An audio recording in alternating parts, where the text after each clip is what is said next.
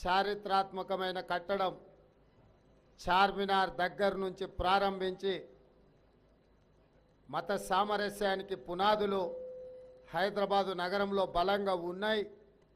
వాటిని కొనసాగించాలని ఈ సద్భావన యాత్ర కార్యక్రమాన్ని వారు చేపట్టడం జరిగింది.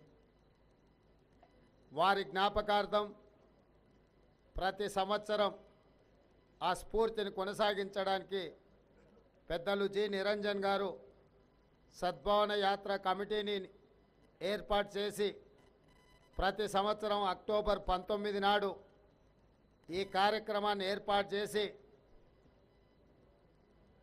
మూల సిద్ధాంతమైన కాంగ్రెస్ విధానాలను ప్రజలకు అందుబాటులోకి తీసుకొచ్చిన వాళ్ళను ఈ వేదిక మీద సన్మానించి వారికి సద్భావన పత్రాన్ని అందించడం ద్వారా ఈ స్ఫూర్తిని కొనసాగించే కార్యక్రమాన్ని వారు తీసుకున్నారు.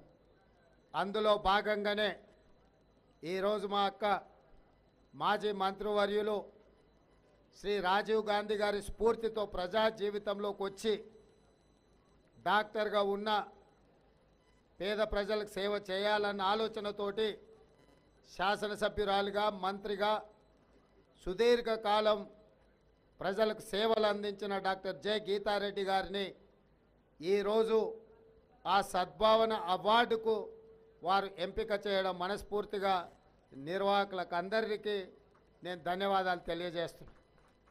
అదేవిధంగా ఈ కార్యక్రమంలో నాతో పాటు పిసిసి అధ్యక్షులు మహేష్ కుమార్ గౌడ్ గారు, మాజీ అధ్యక్షులు వి హనుమంతరావు గారు, మహమ్మద్ అలీ షబ్బీర్ గారు, డాక్టర్ రామచంద్రారెడ్డి గారు, మిగతా ప్రముఖులందరూ కూడా పాల్గొని గీతక్కతో వారికి ఉన్న అనుబంధం, కాంగ్రెస్ పార్టీ ద్వారా వారు చేసిన సేవలు, ఈశ్వరీబాయి గారి కూతురుగా గీతక్క ప్రజలకు అందించిన సేవలని ఈ సందర్భంగా గుర్తు చేసుకోవడం మనందరికీ సంతోషదాయకం.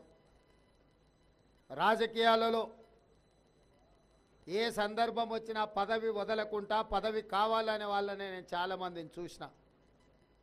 కానీ 2023 శాసనసభ ఎన్నికల సందర్భంగా నేనే డాక్టర్ జె గీతారెడ్డి గారి ఇంటికి వెళ్ళి డాక్టర్ సాబ్ను గీతక్కను కలిసి జహీరాబాద్లో ఏ విధంగా ముందుకు వెళ్దామని అడిగినప్పుడు నేను పూర్తి సమయాన్ని ఇప్పుడు జహీరాబాద్ ప్రజలకు, తెలంగాణలో ఉండే పేదవాళ్లకు సమయాన్ని ఇవ్వలేకపోతున్నా. నేను పూర్తి సమయాన్ని ఇవ్వలేనప్పుడు వాళ్ళకు అన్యాయం జరుగుతుంది, పేద ప్రజలకు అన్యాయం జరగొద్దు, జహీరాబాద్ ప్రజలకు మేలు జరగాలి. మనం ఎవరినైనా ఒక మంచి అభ్యర్థిని చూసి ఎన్నికల్లో నిలబెట్టి గెలిపిద్దాం. ఈ ఎన్నికలలో నేను పోటీ చేయడం లేదు, రాజీవ్ గాంధీ శ్రీమతి ఇందిరాగాంధీ స్ఫూర్తి కొనసాగాలి తెలంగాణలో అంటే కాంగ్రెస్ పార్టీ అధికారంలోకి రావాలి. ఈ ఎన్నికల్లో జహీరాబాద్ నుంచి ఇంకెవరినైనా ఎన్నికల్లో నిలబెడదామని చెప్పి గీతక్క ముందుకొచ్చి చెప్పడం వారి యొక్క త్యాగానికి వారు ఒక స్ఫూర్తి. ఎందుకంటే టికెట్ కావాలని కొట్లాడే వాళ్ళని చూసినాం, కానీ ఈసారి ఎట్టి పరిస్థితుల 10 సంవత్సరాలు తెలంగాణ ప్రజలు కేసీఆర్ ప్రభుత్వంలో నలిగిపోయినరు. వారి నిరంకుశ విధానాలను వ్యతిరేకించాలి, నిరంకుశ విధానాలను ఓడించాలి అంటే ఈసారి కాంగ్రెస్ పార్టీ గెలవాలి, పేద ప్రజలకు న్యాయం జరగాలి. అందుకే జహీరాబాద్ ప్రజలకు అన్యాయం జరగకూడదు, నేను సమయం ఇయ్యలేకపోతున్నా, అక్కడ ఎవరినైనా అభ్యర్థిని పెట్టమని గీతక్క చెప్పడం జరిగింది. ఇవాళ వాళ్ళందరి ఆశీర్వాదంతో, సహకారంతో మనం ఈరోజు ఇందిరమ్మ రాజ్యాన్ని ఏర్పాటు చేసుకున్నాం. ఈరోజు రాజీవ్ గాంధీ గారి స్ఫూర్తితోని రాజకీయాలలోకి వచ్చిన వాళ్ళు లక్షలాది మంది దేశంలో ఉన్నారు. రాజీవ్ గాంధీ గారు ఆనాడు క్రియాశీలకంగా ఉన్నప్పుడు పెద్దలు వి హనుమంతరావు గారిని పిసిసి అధ్యక్షుడిగా చేసిండ్రు. ఈరోజు రాహుల్ గాంధీ గారు క్రియాశీలకంగా ఉన్నప్పుడు మిత్రుడు మహేష్ గౌడ్ గారిని ఈరోజు పిసిసి అధ్యక్షుడిగా నియమించడం జరిగింది. గాంధీ కుటుంబం ఉంటేనే బలహీన వర్గాలకు, ఈ దేశ పేద ప్రజలకు మేలు జరుగుతుంది. ఆ గాంధీ కుటుంబము వాళ్ళు తీసుకున్న నిర్ణయాలు ఈరోజు పేదల యొక్క అభ్యున్నతికి ఉపయోగపడినాయి. ఈరోజు ఎస్సీలకు అసైన్మెంట్ పట్టా భూములు కానీ, ఎస్టీలకు పోడు భూములు కానీ, ఈరోజు బలహీన వర్గాలకు రిజర్వేషన్లు కానీ, చట్టసభలల్లో ఈరోజు ఎస్సీ ఎస్టీ రిజర్వేషన్లు కానీ, అదేవిధంగా స్థానిక సంస్థలలో మహిళలకు రిజర్వేషన్లు కానీ కాంగ్రెస్ పార్టీ అధికారంలో ఉన్నప్పుడు గాంధీ కుటుంబము తీసుకున్న నిర్ణయాలే ఈరోజు పేదలకు అందరికీ మేలు జరిగినాయి. పదే చాలామంది కొంతమంది సన్నాసులు కొంత కుటుంబ పాలనని కొంతమందితో మనకి పోల్చే ప్రయత్నం చేస్తారు. నేను ఈ సందర్భంగా ఒక్క మాట చెప్పదలుచుకున్నా. మోతీలాల్ నెహ్రూ గారు, పండిత్ జవహర్లాల్ నెహ్రూ గారు స్వతంత్రం కోసం పోరాటం చేసి వేలాది కోట్ల రూపాయల ఆస్తులను దేశం కోసం త్యాగం చేసినారు, దేశానికి అంకితం చేసినారు. శ్రీమతి ఇందిరాగాంధీ, శ్రీ రాజీవ్ గాంధీ ఈ దేశాన్ని సమైక్యంగా ఉంచడంలో, ఈ దేశాన్ని అభివృద్ధి ప్రదంలో నడపడంలో వాళ్ళు అమరులై వారి 2 తరాలు ప్రాణాలని దేశం కోసం అందించారు.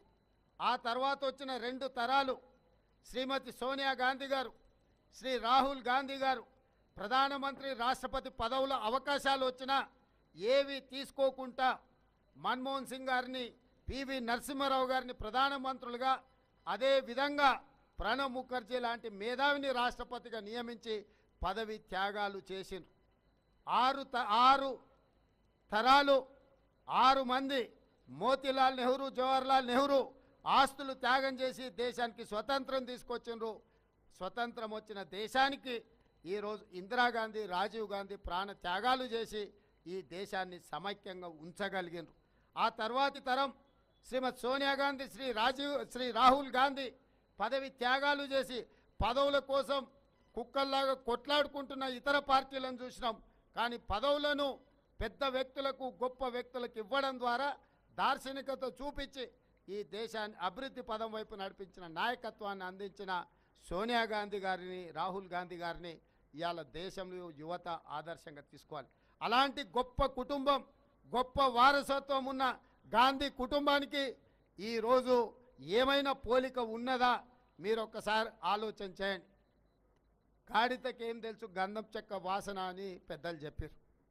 ఇవాళ కేసీఆర్ కుటుంబం కూడా గాంధీ కుటుంబ పాలన కాదా అని. గాంధీ కుటుంబానికి మీకు ఏమైనా పోలిక ఉన్నదే? ఏమన్నా పోలిక కానీ ఆలోచన కానీ? ఇవాళ నేను 6 తరాల గురించి నేను చెప్పిన, వాళ్ళ త్యాగాల గురించి చెప్పిన. మీ చరిత్ర చెప్పండి ఒకసారి. దోపిడీ చరిత్రనా, దొంగతనం చరిత్రనా, అధికార దుర్వినియోగం చరిత్రనా, కొల్లగొట్టిన చరిత్రనా? ఇంతకుముందు షబ్బీర్ భాయ్ చెప్పినట్టు రబ్బర్ చెప్పులు లేనోళ్ళు విమానాలలో తిరుగుతుండ్రు అని, హవాయి చెప్పలు వాళ్ళే